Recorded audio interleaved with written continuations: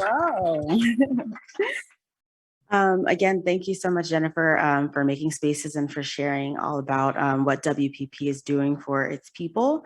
My name is Courtney Jackson, and again, I'm a 2021 fellow of the Ad Club Fellowship. And I just wanted to thank the Ad Club for having me today and for all the inspiring speakers. I wasn't able to attend because we weren't able to have this last year, and so very happy to be here today. The fellowship was a phenomenal experience. I would say life-changing. If I had to describe it in 3 words, I would say support, growth, and friendship. It really allowed me to take the reins of my career and think about what growth really looks like for me. Since becoming a fellow, I was promoted at work. I had an opportunity to apply for a global exchange program called Going Places, where I went to Brazil 2 weeks ago, and that was an amazing experience. And then also just had the opportunity to connect with phenomenal women. Anytime I walk into a space, I feel 10 times more confident knowing what we went through together, and also knowing that I might even see some of their wonderful faces in the room and be inspired and be supported no matter what. So I encourage this year's cohort to actually write down your goals, no matter how big or small.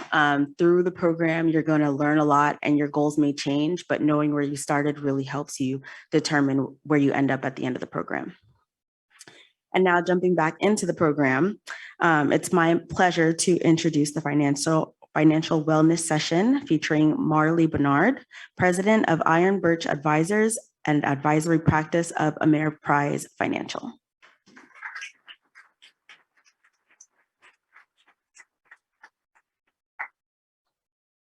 Thank you, Courtney. Is my mic on? Hi, everyone. Thanks for having me. I had the pleasure of meeting Gina 6 years ago at some amazing conferences around the world. I mean, I think we took a flight back from France together. We've traveled. So I'll give you some background on Marley Bernard. I've been a financial advisor for 16 years. It's the least favorable topic anyone wants to talk about, especially today. But just to give you a little snapshot, I do everything that a bank, brokerage, and insurance company can do under one umbrella. A little bit about my background. I started in 2006. 9 years later, I had one of the largest teams of one of the biggest insurance companies. I had 40 advisors under me, 40% female. And then I started working with females. And, you know, when I started day one, I was in a room of 50 people, all men. And why did I get into this business? Is because you don't want me at game night. I'm very competitive. And I said, if there's not a single female, that means that no one is servicing the females. And I am going to make it and fight. And I did. And we had one of the largest teams, as I said. In 2018, me and my husband started our own practice at Ameriprise, and we have one of the largest practices now there. All right. So what's the biggest problem out there with finances? And Jennifer kind of talked about it. It's the news. And everyone wants to talk to me about inflation, recession, supply chain issues, the war. But day to day, how does that impact your finances? Now, yes, you'll see your 401k is down 20% on average year to date if you're at an average allocation. But day to day, how are you making those changes that should be meaningful to you? And what should you be doing differently? I'm going to go very quickly because I know we're a little bit behind time. I want everyone to take out a pen and paper. I'm going to rattle off things that you guys should be thinking about. And you could research them and you could spend some time later, but these are the things that you should be thinking about day to day and how to change your finances. And I'm going to stay around so people could talk to me one-on-one.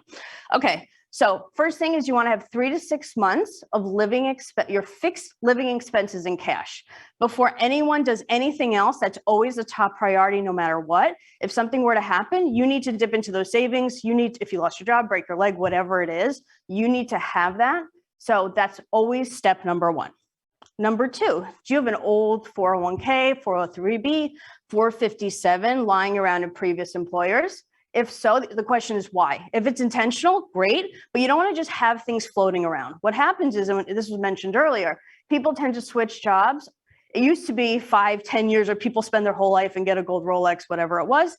That is not the case anymore. So now people have, let's say 5 to 6 old 401ks by the time they retire, and they're left around. What happens is companies themselves switch who's their administrator. So by accident, it was at Fidelity, now it's at Vanguard, all great companies, by the way, but who's managing it? Who's making those changes? They just move the funds as they want.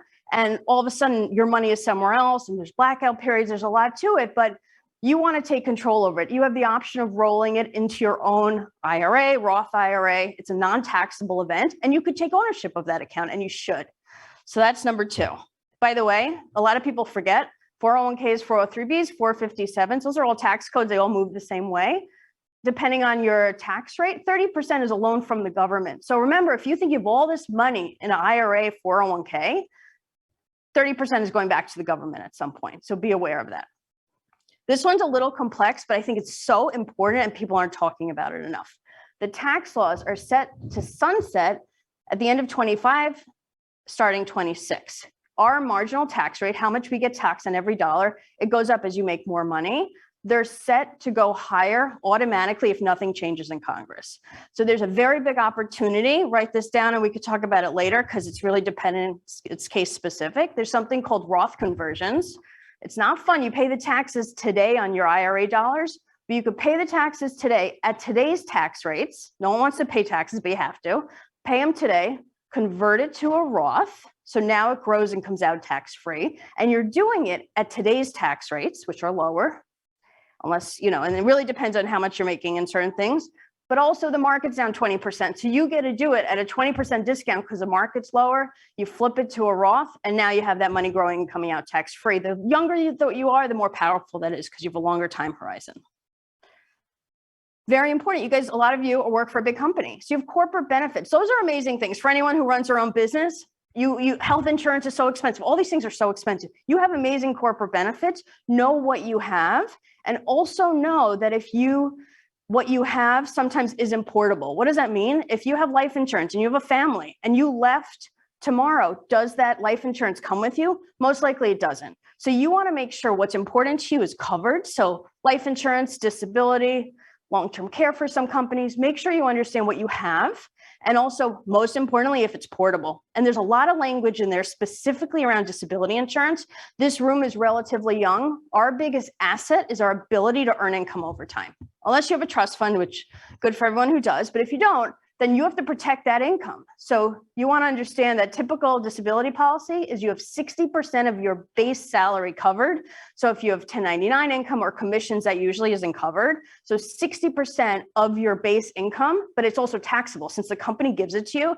If you were to get 60% of what you make today and it's all taxable, can you live on that? And it's to age 65 typically. So just be aware that that's a typical benefit, but you have to know what you have. You guys, you work at this big companies, that's great.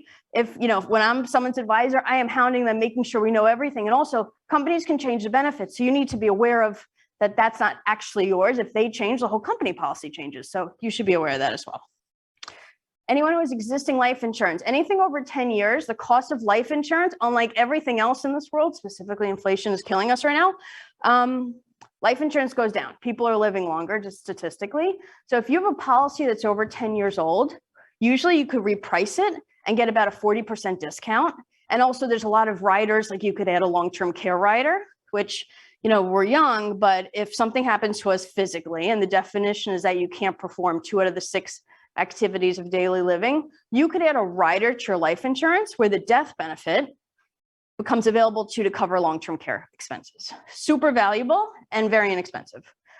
If you're selling property, there's ways to push off those gains. And I would say the last thing is,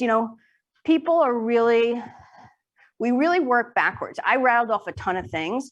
And this is one of the reasons I had such a good conversation with Gina, and I always remember it, is a lot of times when we hear on the news, they're just feeding us information. Everything should be going the other direction. You all should really be thinking about what's important to you. What are your goals? We work every day. We look at you. You all show up at this amazing event. You care about your careers. We make money. It sits in our checking account. And then what? But when do we actually take the time to think about what our financial goals are? And then secondly, what are you doing day by day, month by month, that your financial goals are matching what you're actually doing with your money? So if someone wants to buy a home, a second home, whatever those goals are, make sure the kids have school paid for, 529 plans. There's so many things that people could be doing, but nothing is done in one day or two. It's over time building that plan, and most importantly, monitoring it as we go. And my last little tidbit, and then I'll take questions. And remember that when it comes to finances, it's very personal, and no two people have the same plan. But the biggest thing right now that we could take advantage of, this flip side of inflation and interest rates coming up, is a lot of people have their money in the banks, which is great. It's FDIC insured, up to $250,000 per account. At brokerage firms, let's start at the bank. They're offering usually less than 1%, or at brokerage firm, you have a guaranteed close to 2 to 3%. So people don't know that. Those are the type of things where I wish the news would educate us more on what I just spoke about, instead of just giving us all the bad, and how we're just going to be, imploding. So that's really it. And I'm here to answer questions and see, how I can help you guys.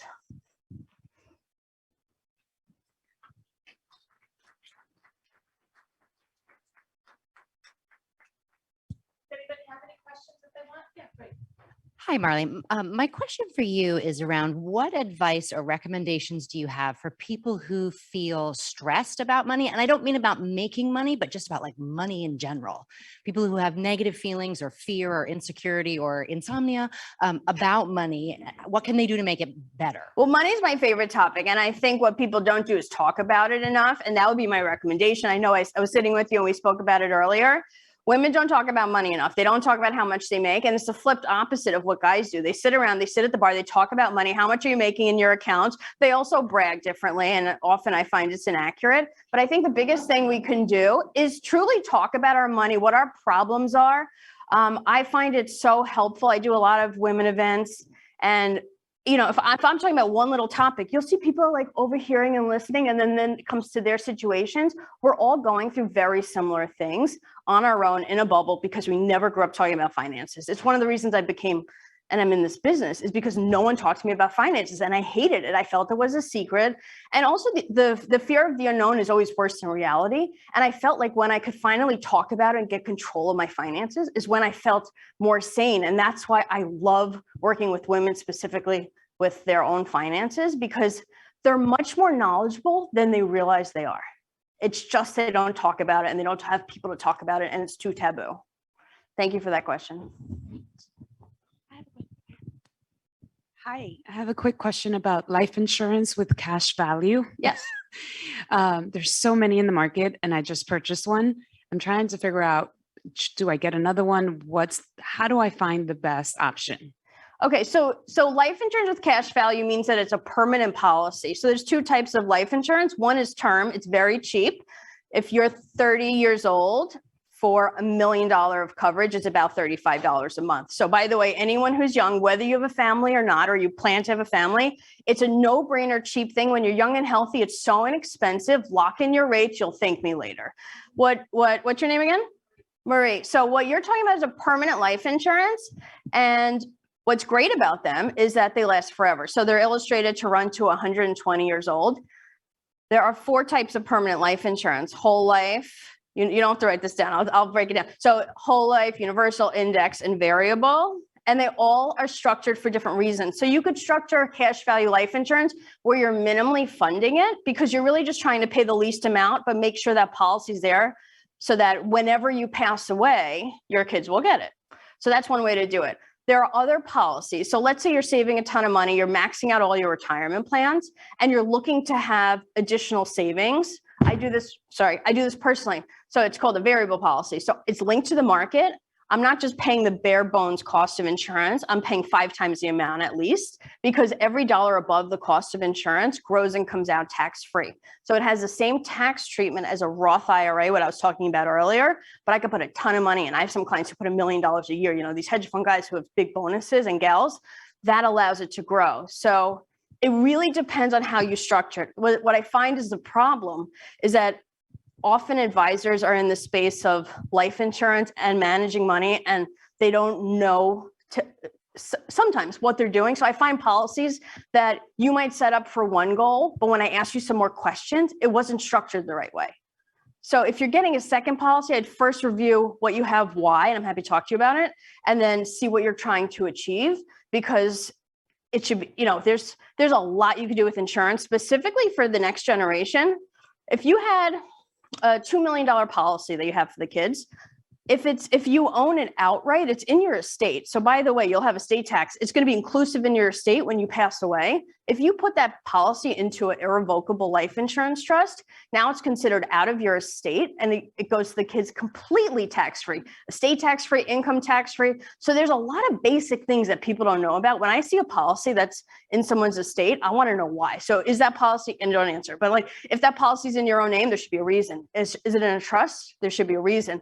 Why? And then is it structured properly for its goal? That's where I find the biggest mistakes is insurance planning. That was a long answer to your question. It's very specific. Yeah. Yeah.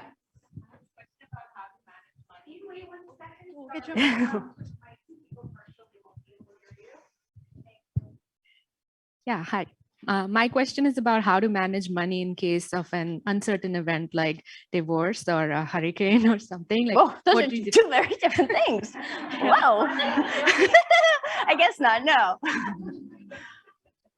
All right, so let's take one at a time. So divorce is a hard one. I was mentioning this to the table earlier. It's really interesting. I've been doing this 16 years and I find more and more, and I'm not suggesting it, it's every family situation is unique and to their own and how they want to do it. And that's always right. It's just a matter of what the options are. I find a lot of families, the husband and wife don't mingle assets ever.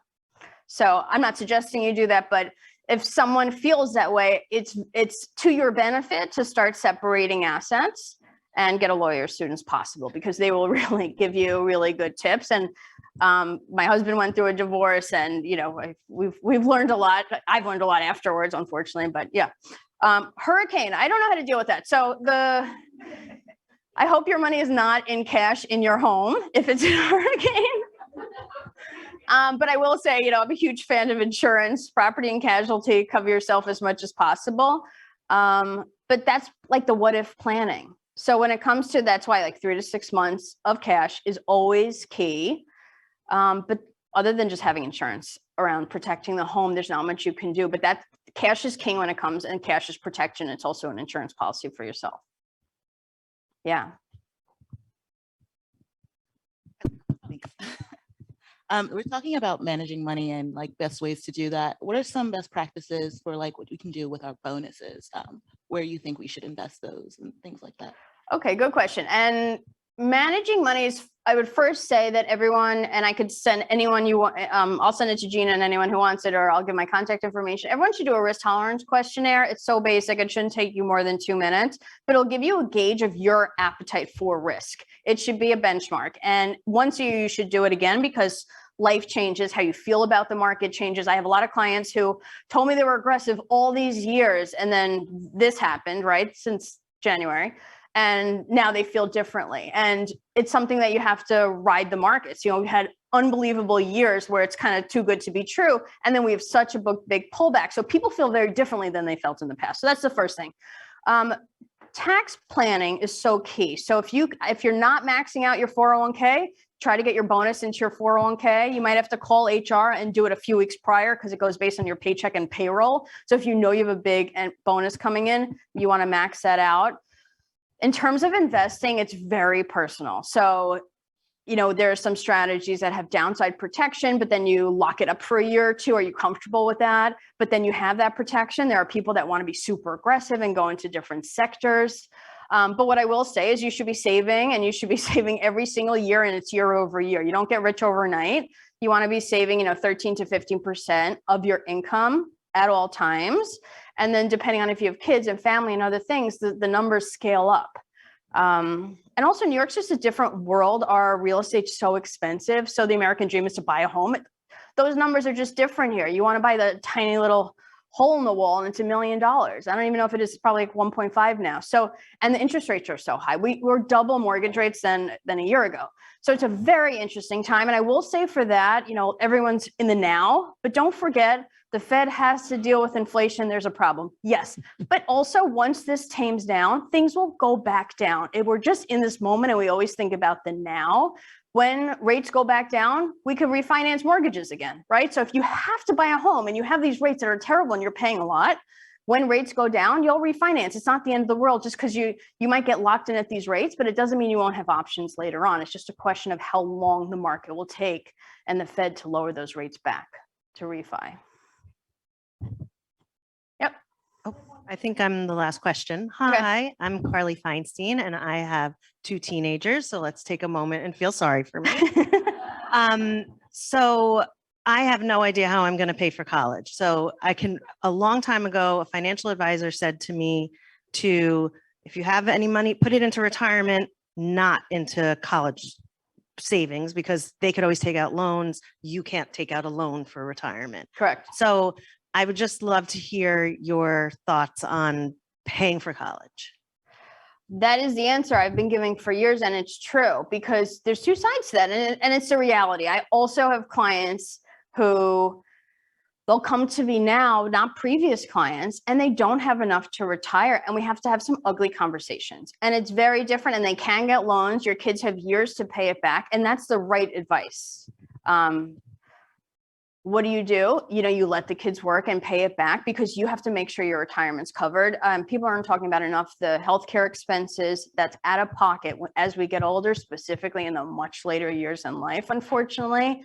And people are just not prepared. So you have to protect yourself first and be selfish. And it's very hard for someone who loves their kids, even if they're teenagers, but you have to think of yourself first. Well, thank you. Yeah, thanks everyone.